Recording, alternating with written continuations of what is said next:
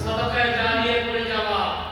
সাদাকায়ে জারিয়া কি? এমন সাদাকা যেই সাদাকাটা আপনার মৃত্যুর পরেও চলমান থাকবে, কন্টিনিউ করবে, শেষ হয়ে যাবে না। মাত্র 3টা কথা বলবো, তারপরে শেষ করে দিই।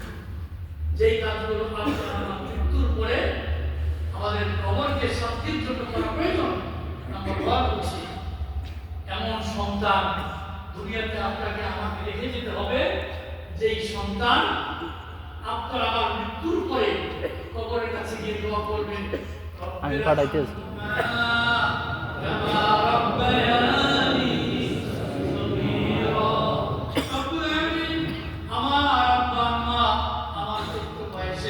আমাকে কষ্ট করে লালন পালন করেছে, আমাকে মানুষ করেছে, তুমি আমার পিতা মাতাকে কবরের মধ্যে তেমনি ভাবে লালন পালন করো। এই করে দোয়া করার মতো একটা সন্তান দুনিয়ায় রেখে যেতে হবে। টাকা পয়সা সয় সম্পদ কোনো কাজে আসবে না। আপনার আমার সন্তান যদি নামাজি না হয়, আল্লাহ ওয়ালা না হয়, যদি বিপদগামী হয়, শিরকে চলে যায়, মদ খায়, খারাপ লোকের সাথে ঘুরে ফিরে, তাহলে আপনার এই সন্তান দ্বারা কোনো কাজে আসবে না। তাহলে কি করতে হবে? সন্তানকে ইসলামের পথে ধরে রাখতে হবে। একটু পরামর্শ দিচ্ছি, টিপ দিচ্ছি, আপনার সন্তানটা যদি স্কুল কলেজ পড়ুয়া হয়, তাহলে আপনি বাংলাদেশের একটা আদর্শবান ছাত্র সংগঠনের সাথে আপনি মিলাই দিয়ে। কোন সংগঠনে মিলাবেন? ওরা কি আমার দরকার আছে? যেই সন্তানটা ওই সংগঠনের সাথে গেলে পরে সে মদ পান করবে না, জিনা করবে না, চুরি করবে না, ব্যভিচারী করবে না, ওই সংগঠনের সাথে আপনি মিলাই দিবেন। রাজি আছেন? 2 নম্বরে সাদাকায়ে জারিয়া করে যেতে হবে। এমন ইলম হাসিল আপনাকে আমাকে করতে হবে যেই ইলম আপনি হাসিল করলে পরে আপনার মৃত্যুর পরে ওই ইলমের মাধ্যমে আপনার কবরের মধ্যে সওয়াব পৌঁছতে থাকবে। আপনি বলবেন আমি তো আলেম না, হাফেজ না, কারি না, এগুলো কিভাবে করব? আপনি কি সূরা ফাতিহা জানেন? আলহামদুলিল্লাহ জানেন? এই আলহামদুলিল্লাহ আপনি আরেকজনকে শিখান। আপনি কি উর্দু দোয়া জানেন? শিখাই দেন। আপনি কি তাহিয়াত জানেন? শিখাই দেন।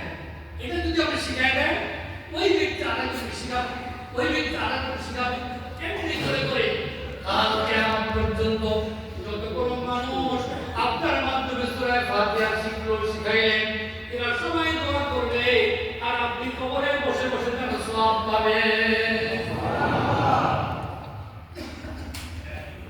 কয়টা বললাম? আর একটি কথা শেষ, সেটি হচ্ছে আপনি এমন কিছু ভালো কাজ করে যান, এমন কিছু অর্থনৈতিক সাহায্য, কোন মসজিদ, মাদ্রাসা, পুল, ব্রিজ, সমাজকল্যাণ কাজ, এগুলো করে যাবেন। আপনার মৃত্যুর পরে আপনি চলে যাওয়ার পরও এই মসজিদে নামাজ পড়ে লোকেরা দোয়া করবেন, আল্লাহুম্মা হাম বানা হাযাল মাসজিদা বানাল্লাহু লাহু বাইতান ফিল জান্নাহ। আয় আল্লাহ তাআলা, এই মসজিদটা যে বানিয়ে গেছে তার খরচে এই মসজিদ তৈরি হয়েছে, রব্বুল আলামিন তুমি তাকে জান্নাতুল ফেরদাউসের মেহমান বানায়া দিও। এই দোয়াকে আপনি পেতে চান? যদি পেতে চান তাহলে 3টা কাজ করার চেষ্টা করুন। সাদাকায়ে জারিয়া। আমি অত্যন্ত সংক্ষেপে ঘুরি করে আমার কথার দরকার আছে, আমি স্পষ্ট করে শোনাইতে পারি নাই।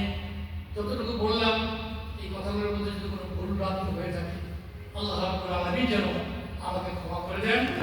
আমি যদি কোনো ভুল মেসেজ আপনাদেরকে দিয়ে থাকি, আল্লাহ তাআলা যেন আপনাদের স্মৃতি থেকে সেই ভুল মেসেজটা যেন মুছে ফেলে দেন। কিয়ামতের ময়দানে মুসিবতের সময় আল্লাহ তাআলা যেন আজকের এই মাহফিলকে কেন্দ্র করে আমাকে জান্নাতের জন্য যেন একটু ব্যবস্থা করে দেন। এবং আজকে আমার সামনে যে ভাইরা, অসংখ্য আমাদের ভাইরা যারা আছেন, এই ভাইদেরকেও যেন আল্লাহ রাব্বুল আলামিন জান্নাতের জন্য একটু ফয়সালা করে দেন।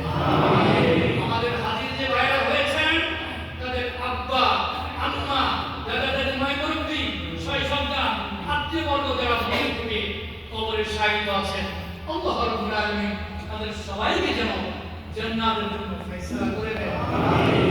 আমাদের সকলকে আল্লাহ যেন নেক হায়াত দারাজ করে দেন। আমাদের প্রিয় মাতৃভূমি বাংলাদেশের প্রতি আল্লাহ রাব্বুল আলামিন যেন শান্তির ছায়া অবতীর্ণ করে দেন। আল্লাহ আমাদের সবাইকে কবুল করুন।